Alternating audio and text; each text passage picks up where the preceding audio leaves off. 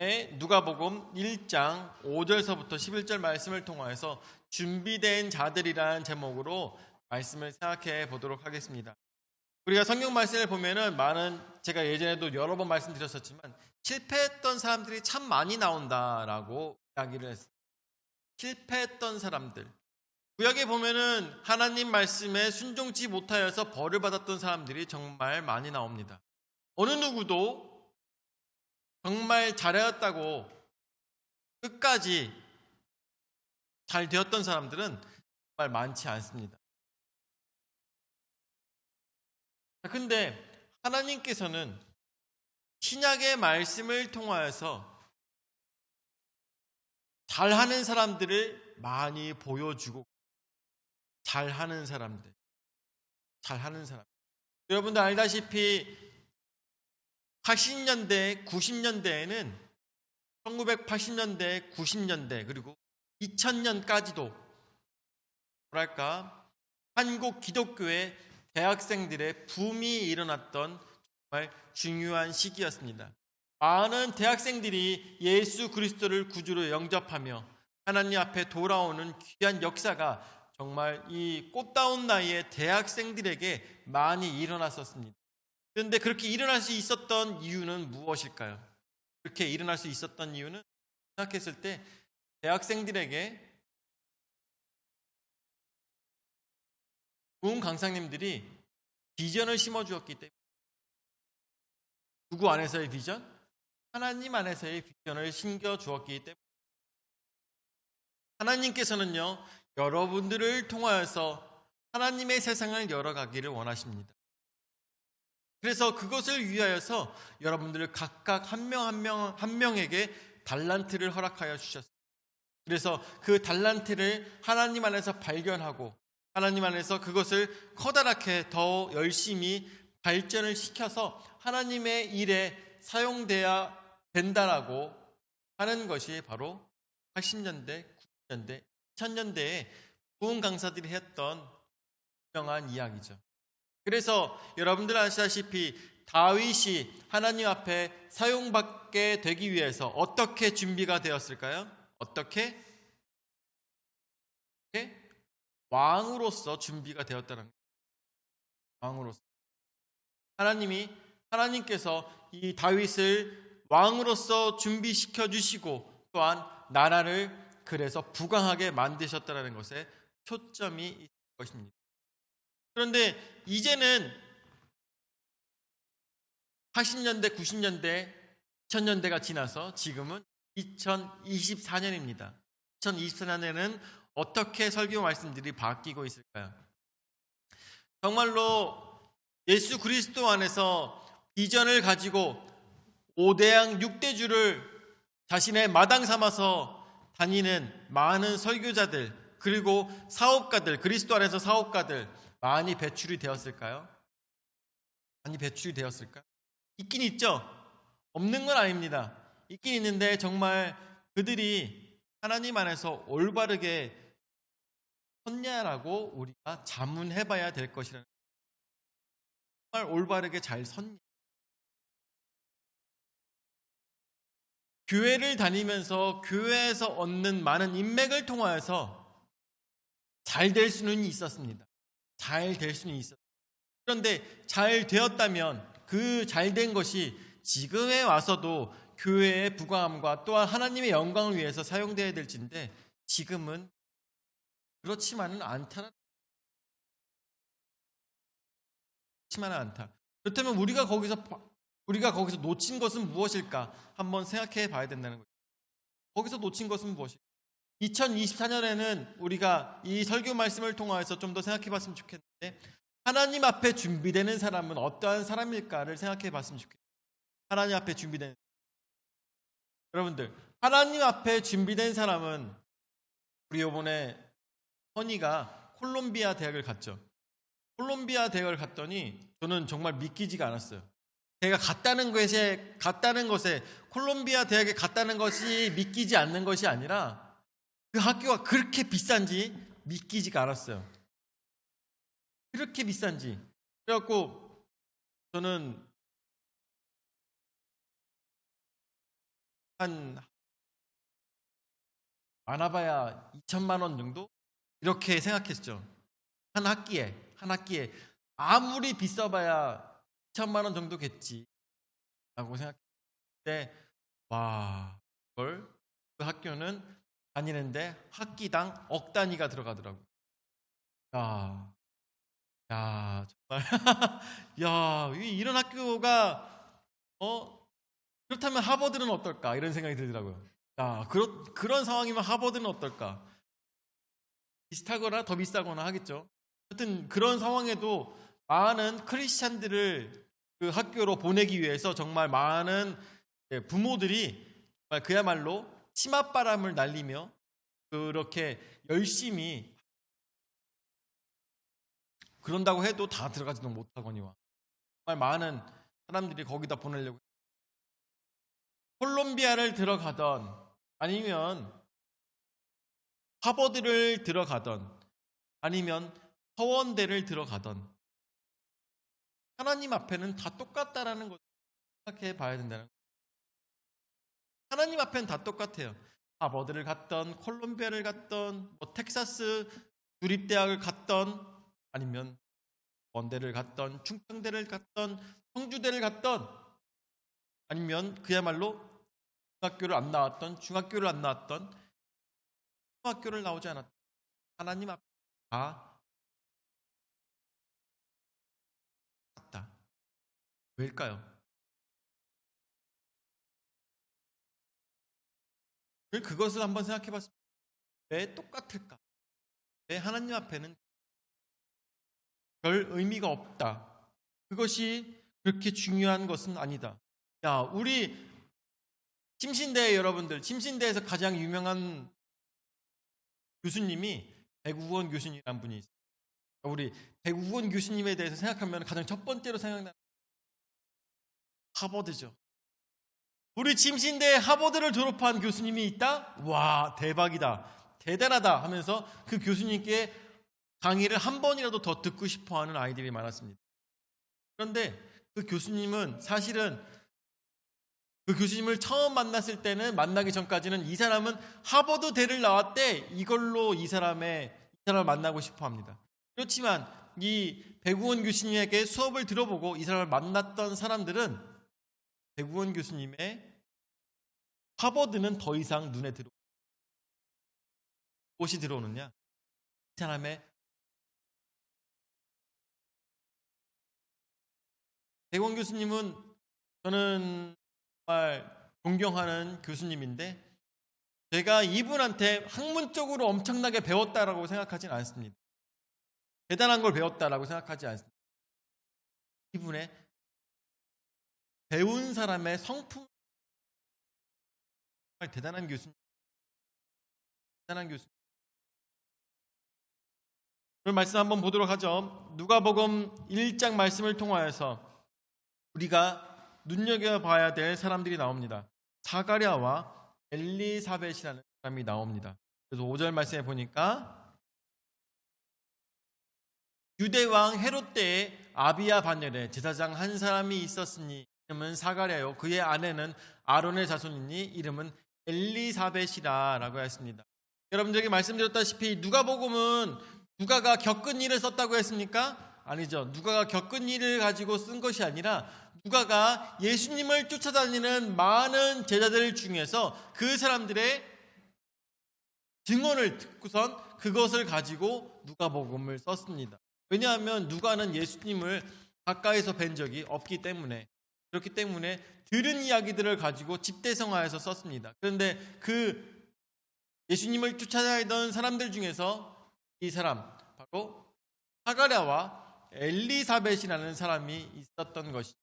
그런데 이 사가랴라는 사람은 어떤 사람이냐 하면 아비야 반열의 제사장 한 사람이었으니 라고 하였습니다.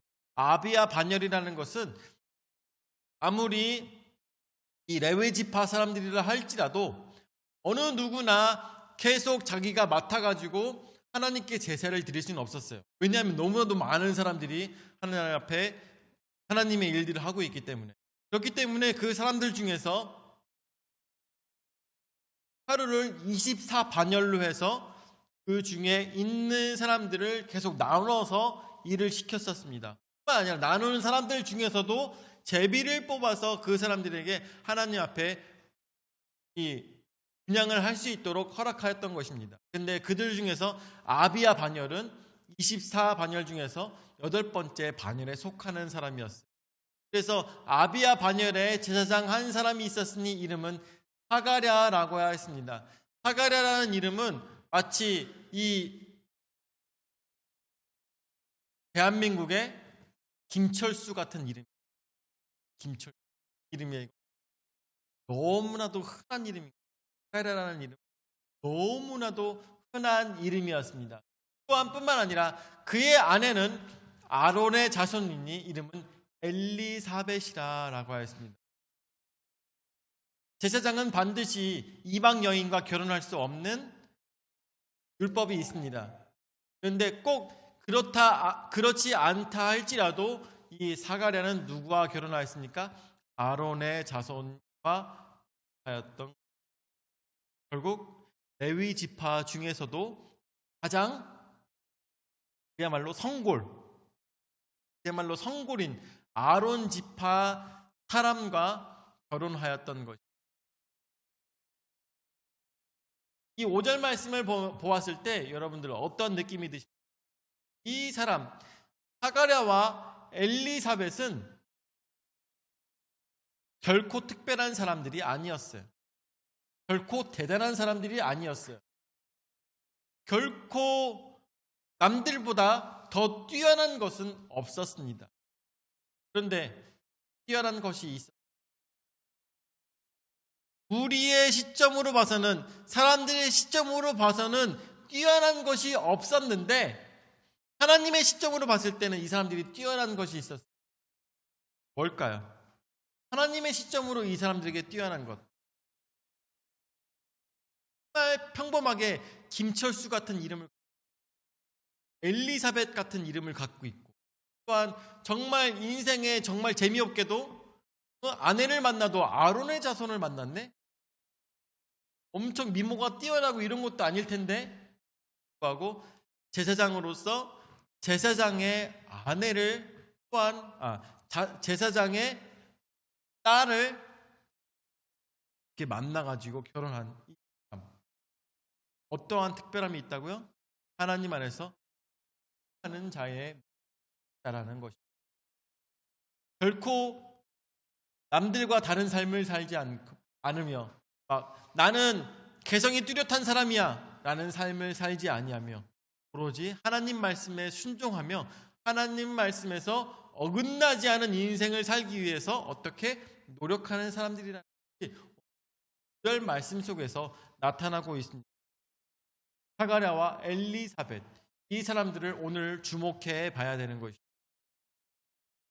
자, 그래서 두 번째로 봐야 될 것은 하나님 앞에라는 제목으로 우리가 생각해 봐야 될 텐데, 6절 말씀 보도록 할까요? 6절 말씀에 이 두 사람이 하나님 앞에 의인이니 주의 모든 계명과 규례대로 흠이 없이 행하더라 라고 하였습니다. 이 세상 살아가면서 정말 깨끗하고 정말 잘났고 정말 잘하는 사람들 많이 있을 수 있습니다. 많이 있을 수 있어요. 그런데 그런 사람들일수록 실망을 주는 뉴스를 통해서 보면 너무나도 안타까울 때가 너무나도 많죠. 그렇기 때문에 우리가 생각해 봐야 될 것은 사람 앞에서 뛰어나고 사람 앞에서 정결하고 사람 앞에서 존경받는 것은 너무나도 쉬운 일입니다. 어쩌면 되게 쉬운 일. 자기의 명성만 잘 간직하는 것은 굉장히 쉬운 일입니다. 그런데 오늘 어떻다고 했습니까? 누구 앞에서? 하나님 앞에서 의인이라고 하였습니다. 여러분들, 하나님 앞에 의인이라는 사람은 정말 말도 안 되게 정말 없는 사람. 여기 보면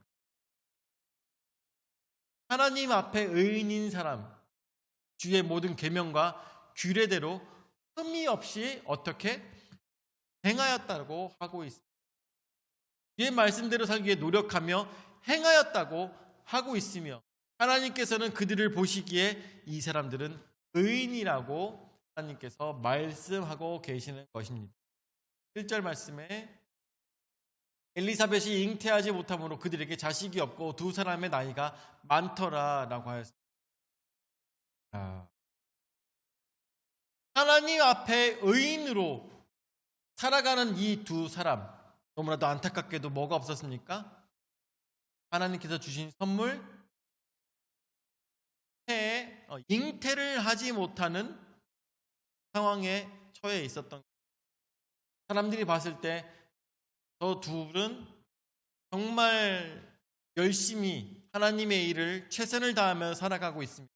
다른 사람들 보기에도 다른 잘못된 모습을 보이지 않고 그렇게 아름답게 살아가고 있는데 자식이 없어? 그럼 뭐예요? 하나님의 저주를 받은 사람. 무슨 얘기인지 아시죠? 자식이 없는 사람은 하나님의 저주를 받은 사람이라고 그 당시 유대인들은 믿고 있었던 당시였습니다. 그럼에도 불구하고 두 사람은 이혼을 한다거나 아니면 여자에게 이혼 증서를 써주고 내친 것이 아니라 그냥 알콩달콩 계속 살아가고 있었다 생각해 볼 수가 있는 것이죠. 그런 상황에서도 흠이 없이 지내며 그런 상황 속에서도 어떻게 성경 말씀을 보았을 때 그것 때문에 사가랴가 엘리사벳에게 속상한 마음을 드러낸 것이 전혀 없이 그럼에도 불구하고 감사하며 하나님의 일을 묵묵히 행하였던 사가랴를 우리는 상상해 봐야 될 것입니다. 그런 상황 속에서도 하나님 앞에 감사하며 살아가고 있는 엘리사벳을 우리는 상상해 봐야 될 것이다.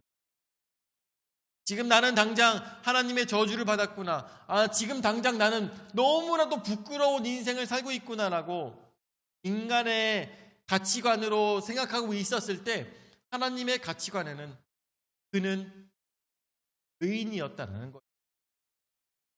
사람의 가치관으로는 보잘것없는 사람이었는데 그 사람은 하나님 보시기였다는.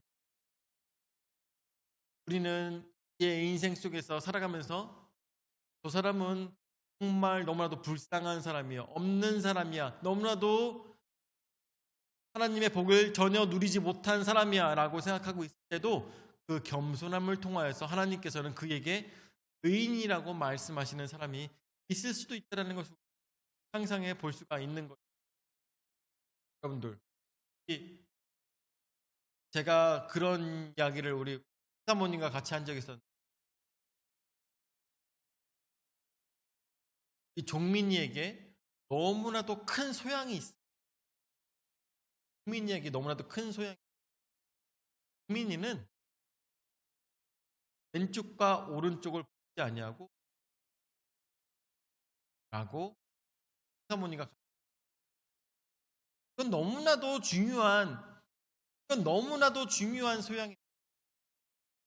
이건 너무나도 중요한 소양이에요. 그냥 이거 이렇게 하면 안 될 것 같아요. 저거 저렇게 하면 안 될 것 같아요. 이게 더 좋지 않겠습니까? 저게 좋지 않겠습니까? 이런 얘기를 종민이는 해본 적이 없어요. 저랑 같이 있으면서. 그냥 종민아 이거 이렇게 해. 그러면 네 목사님, 네 이렇게 할게요. 네 이렇게 할게요. 여러분들 하나님 앞에서 그렇게 행동하는 자가 하나님 보시는 가장 사랑하는 자라는 게 봐야 될 것이죠. 하나님 앞에 있을 때는 뭐 사람이 얘기할 때는 이렇게 얘기할 수도 있고 저렇게 얘기할 수도 있겠지만 하나님께서 우리에게 명령하실 때는 왼쪽과 오른쪽을 구별할 필요가 없이 하나님 말씀에만 우리에게 주신 성경 말씀대로 우리가 생각할 때 이건 이런 건데 왜 성경 말씀에서는 이렇게 얘기하고 있지? 이건 저런 건데 왜 성경 말씀에서는 이렇게 얘기하고 있지? 라고 생각할 것이 없이 성경 말씀대로 행하잖아요. 그러면은 인생에서 성공한 사람이 되는 것이죠. 우리 인생에서 승리한 자가 되는 것이라는 거예요. 왼쪽과 오른쪽을 생각할 필요가 없습니다. 그런데 여기서도 말씀해 보면은 엘리사벳과 사가랴도 왼쪽과 오른쪽을 구별하지 아니하고 오로지 하나님 말씀에만 순종하며 살았다는 것을 우리가 이 짧은 말씀을 통해서도 생각해 볼 수가 있는 것이겠죠. 자, 그래서 이런 사람들에게 하나님께서 어떻게 행하여 주실까? 세 번째로 직무를 행하고 있습니다. 8절서부터 말씀에 마침 사가랴가 그 반열의 차례대로 하나님 앞에서 제사장의 직무를 행할세라고 이야기하고 있습니다. 내가 이렇게 자식이 없고 내가 인생에 커다란 재미가 없고 내가 하나님 말씀에 순종하며 살아온다고 생각했지만 나에게 아무런 기쁨이 없는 이 자식이 없는 자식이 있는 기쁨을 나에게 허락하여 주시는 하나님께 하나님 어떻게 이렇게 나에게 심하게 대하실 수 있습니까? 라고 생각하지 아니하고 어떻게 오늘 하나님 앞에 제사를 드릴 수 있는 이 나를 기쁨으로 하나님 앞에 나아갔다는 것을 생각해 봐야 될 것입니다. 이 사가랴가 기쁨으로 자신의 반일의 차례대로 하나님 앞에 나아가서 제사장의 직무를 행하고 있을 때 이렇게 9절 말씀에 제사장의 전례를 따라 제비를 뽑아 주의 성전에 들어가 분향하고 이 제비를 뽑는다는 것은 누구의 뜻에 있을까요? 누구의 뜻? 오로지 하나님의 뜻에만 있는 것. 하나님의 뜻에만 있는 것이 제비를 뽑는 건데 그렇죠? 그렇게 해서 성전에 들어가 분향하고 말씀에 모든 백성은 그 분향하는 시간에 밖에서 기도하더니 자신들의 죄를 내려놓는 기도를 막 하고 있는 것이 밖에서는 하지만 성소 안에서는 사가랴가 분향하고 있는 11절에 그때 어떤 일이 벌어졌습니까? 주의 사자가 그에게 나타나 향단 우편에 선지라라고 이야기하고 있습니다. 그때 주의 사자가 나타나 향단 우편에 섰다고 하였습니다. 이 세상 살아가면서 천사를 보는 사람은 흔치 않습니다. 하나님의 사자를 만나는 사람은 흔치 않습니다. 뿐만 아니라 주의 사자가 저라면 정말 까무러쳤을 것 같은데 왜냐하면 성소에는 사람이 있으면 안 되거든요. 성소에는 사람이 아무도 없어야 되는데 성소에 들어가서 분향하고 있는데 갑자기 옆에 어떤 사람이 있어. 진짜 깜짝 놀랄 일이긴 한데 어쨌든 간에 이 순간 하나님의 사자가 그곳에 나타나서 어떠한 일을 하였습니까? 쇠고지를 하죠. 아내가 아기를 갖게 되라고. 그 아기가 누구입니까? 그 아기가 누구예요? 침례 요한이죠. 하나님의 거룩한 하나님의 아들의 길을 하는 자. 아들이 올 것을 기다리고 있었다. 침례 요한. 광야에 외치는 소리 침례 요한. 진정 하나님의 일을 행하던 침례 요한을 사가랴가 쇠고지를. 여러분들, 하나님의 일은 어떤 사람이 하는 것일까요? 공부를 많이 한 사람이 하나님의 일을 하면 힘이 센 사람이 하나님의 일을 하는 것일까요? 아니면 똑똑한 사람이 하나님의 일을 하는 것일까요? 보지 않습니다. 우리 이제 네가 하나님의 일을 하기 위해서 많이 배워라. 네가 하나님의 일을 하기 위해서 돈을 많이 벌어라. 네가 하나님의 일을 하기 위해서 남들보다 더 뛰어나고 남들에게 칭송받는 자가 되라. 그렇게 가르쳐서는 안 된다는 것이죠. 하나님의 일을 하는 사람들은 어떤 사람일까요? 묵묵하게 하나님 말씀에 하며 사는 사람.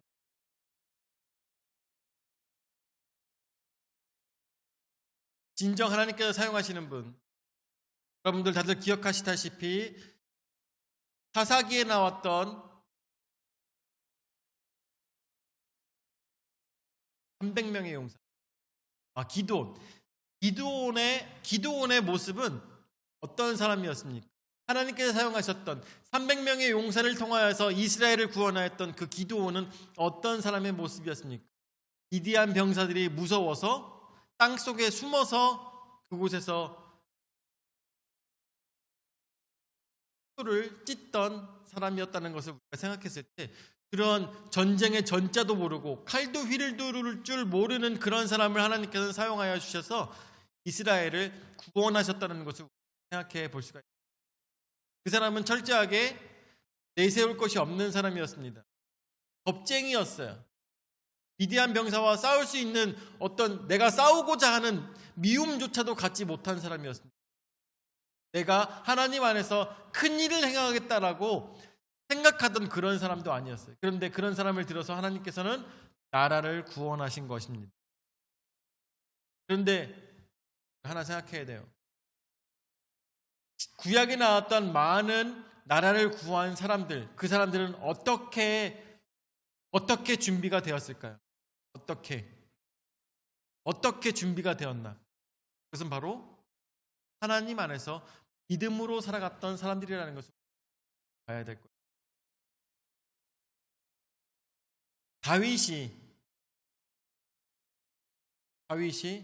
이새의 집에서 왔던 사무엘에 의해서 머리에 기름을 부음 받았습니다. 자, 근데 머리에 기름을 부음 받을 때 가장 다니엘이 키가 커서 거기서 받았습니까? 가장 용모가 이뻐서 거기서 받았습니까? 아니면 가장 물맷돌질을 제일 잘해서 거기서 기름을 부음을 받았습니까? 아니죠. 어떻게? 하나님께서 그를 고르셨기 때문인 거예요. 하나님께서 그를 고르셨는데 그 고른 이유가 무엇입니까? 오로지 부모님 말씀에 순종하며 그곳에서 하나님을 상상하며 하나님께 이 하프를 가지고 예배를 드리며 혼자 있는 시간에도 하나님을 생각하는 그 아이를 하나님께서는 사용하여 주셔서 그로 하여금 그 작은 아이가 기름을 부음을 받았다는 거예요. 힘이 세거나 지혜가 넘치거나 잘났기 때문에 하나님께서 사용하신 것이 아니라 하나님 앞에 붙들린 자인 것을 하나님께서는 하나님 앞에 의인인 것을 아시기 때문에 그가 하나님 앞에 아름답게 사용됐다는 것을 생각해야 될 것입니다. 오늘 성경 말씀에 나오고 있는 이 제목처럼 준비된 자들이라고 하였습니다. 준비된 자들은 어떻게 준비가 되었습니까? 하나님 앞에 의인으로서 준비가 되었습니다. 이 사람들이 더 뛰어나고 더 높은 자리에 있고 아니면 엘리사벳의 용모가 아름다워서 사용된 것이 아니라 이들이 묵묵히 자기 자리에서 자신의 직무를 하나님 앞에 온전히 행하는 자들이었으며 또한 의인으로 살았기 때문에 하나님께서 이들을 사용하셨다는 걸 생각할 때 오늘 여러분들 내가 하나님의 일을 하기 위해서 더 잘난 사람이 돼야지, 더 대단한 사람이 돼야지, 나는 못났기 때문에 하나님께서 사용하시지 않을 거야 라고 생각할 것이 아니라 그걸 내가 하나님 앞에 올바르게 붙들린 사람이 되었을 때 하나님께서 나를 통하여서 또한 나의 자녀를 통하여서 하나님의 일들을 행하신다는 것을 우리는 반드시 기억해야 된다는 것입니다. 오늘 여러분들 나 자신을 바라보며 내가 이제부터 어떻게 준비가 되어야 되겠습니까? 내가 이제부터 하나님 말씀에 하나님 뜻에 의하여서 나라를 구하며 우리 가족을 구하며 내 친구를 구하며 하나님의 귀한 뜻을 행하기 위해서 내가 어떻게 준비가 되어야 되겠냐 말입니다. 내가 어떻게 하나님 말씀에 순종하는 자가 되어야 된다. 하나님 말씀에 우리 민이처럼 하나님 말씀에 민이는 하나님 말씀 더 많이 봐야지. 이제 성경 말씀 더 많이 봐야지. 하나님 말씀에 순종하는 자, 그러한 모습으로 살아갈 때 하나님께서 놀라운 역사로 그를 사랑하시며 그를 더 귀히 사용하신다는 것을 생각하며 자녀들을 위하여서 자녀들이 잘되고 남들에게 칭송받는 자녀가 되게 하기 위해서 기도하는 것이 아니라 그들이 믿음으로 살기 위해서 노력하시는, 믿음으로 살기 위해서 더욱더 열심히 기도하시는, 그리고 자녀들에게 올바른 신앙생활을 나의 행위로 자녀들을 가르치는 아름다운 가정들을 만들어 가시기를 예수 이름으로 축원을 드립니다. 아멘. 하늘 역사하시는 주님 은하 사랑 감사드립니다. 오늘도 귀한 은혜의 말씀 허락하여 주셔서 우리로 말씀으로 깨달아 알 수 있도록 인도하여 주심을 감사를 드립니다. 진정 하나님께서 사용하시는 사람은 뛰어난 사람이 아니라 세상 사람들이 칭송하는 사람들이 아니라 오로지 하나님 앞에 의인인 사람, 하나님 앞에 정결하게 행하는 자가 하나님께서 기쁘게 받으시는 하나님의 놀라운 역사를 이루어갈 귀인인 것을 오늘 말씀을 통하여서 생각할 수 있도록 인도하여 주심을 감사를 드립니다. 아버지, 오늘도 우리는 세상의 지혜로 살아가는 것이 아니라 하나님의 지혜로 살아감으로 인하여서 이 세상에서 승리하는 삶이 어떠한 삶인지 깨달을 수 있는 지혜가 우리에게 있을 수 있도록 인도하여 주시옵고, 세상의 지혜로, 세상에서 지혜로운 사람이 아니라 하나님의 말씀으로 지혜로운 자가 되기 위해서 오늘도 노력할 수 있는 온전한 신앙생활 될 수 있도록 인도하여 주시옵소서. 이제는 자기 몸버려 죽기까지 우리 죄를 담당하신 구주 예수 그리스도의 은혜와 자기 외아들을 주기까지 우리를 사랑하신 아버지 하나님의 무한하신 사랑과 성령 하나님의 감화 감동 역사 교제 위로 내주하시는 은혜가 오늘도 주 안에서 믿음으로 말씀으로 찬양으로 준비가 되어서 주 앞에 온전히 붙들린 자가 되기 위한 모든 성도들 머리 위에 영원히 함께 하실지어다. 아멘.